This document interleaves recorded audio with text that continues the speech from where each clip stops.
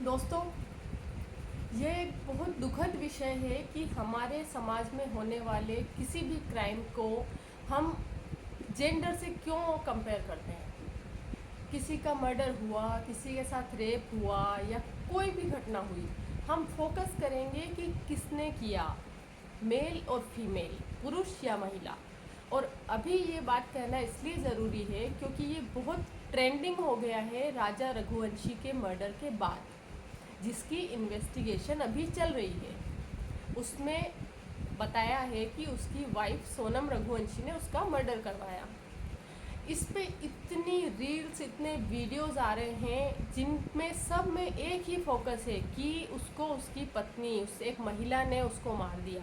और इसके साथ में पहले अभी कुछ समय में हुए केसेस, जैसे कोई एचआर मैनेजर का, एआई इंजीनियर का, इस तरीके के 3-4 केसेस को भी साथ में फ़ोटोज़ लगा के और सब डाल रहे हैं। हालांकि हम जानते हैं कि मोस्टली लोग इसलिए डाल रहे हैं कि वो फेमस हो सके, ट्रेंडिंग टॉपिक है।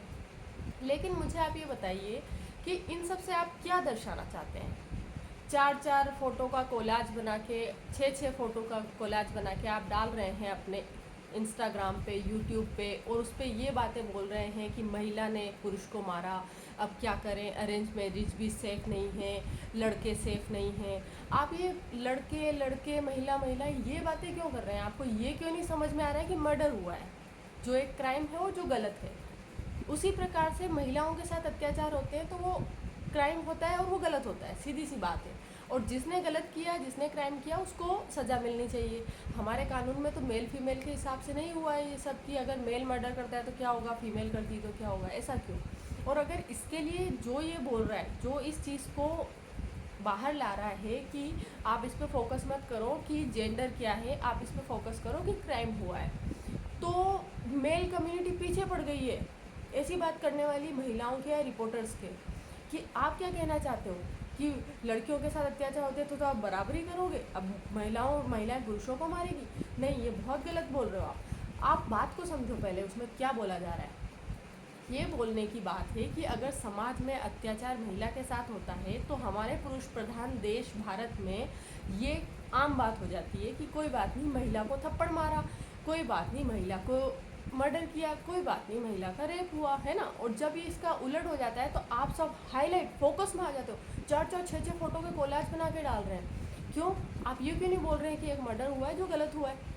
आप ये सोचिए, अगर ऐसे कोलाज महिलाओं के साथ बनने लग गए तो आपको तो ये भी नहीं पता चलेगा कि आपके मोबाइल की कब गैलरी फुल हो जाएगी, मेमोरी कम पड़ जाएगी आपको सेव करने में, है ना। और आप डेटाज में जाइए, एनसीबी के डेटा में जाओ, क्राइम ब्यूरो के डेटा में जाओ कि कितनी कंप्लेंट्स दर्ज हुई है, कितने % का रेशियो है। मेल फीमेल के कंपैरिजन में मत जाओ, अगर जाओगे तो फिर ये गलतियाँ होंगी।